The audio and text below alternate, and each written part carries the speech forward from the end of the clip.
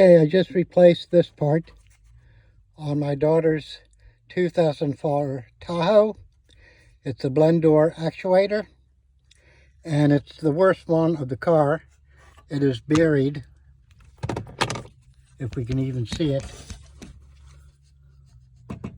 That part there, that's being shined on. Underneath the vent, no room to get in there.